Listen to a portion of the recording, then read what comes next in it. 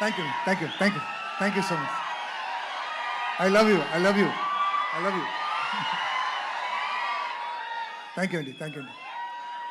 నేను సినిమాలో 50 years నుంచి నాకు స్ట్రగుల్, ఓకే, చాలా కష్టపడాను, చాలా అప్స్ అండ్ డౌన్స్ చూశాను. ఇప్పుడు నాకు ఒక మంచి టైం వచ్చింది, ఓకే. అదే యానిమల్ తర్వాత నా లైఫ్ మారింది.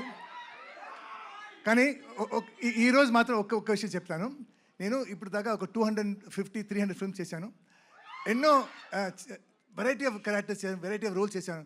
కానీ నా లైఫ్లో the best and the most difficult role అంటే ఈ సినిమాలండి.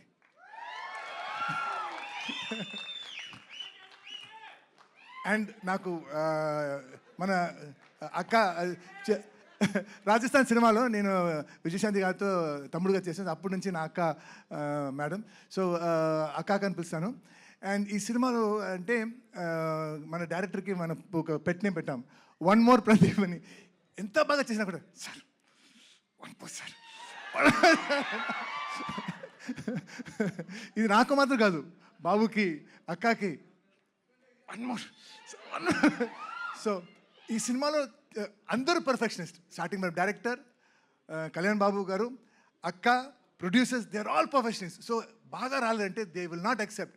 ఎంత టైం అనేది ఎంత ఖర్చు, వన్ మోర్. సో కథ ఆలోచించినప్పుడు సార్ ఈ సినిమాకి టైటిల్ పెట్టండి సార్, వన్ మోర్. సో ఈ ఈ ఈ ఫైర్, ఈ కసి, ఈ ప్రేమ టీజర్లో స్టార్ట్ అయింది.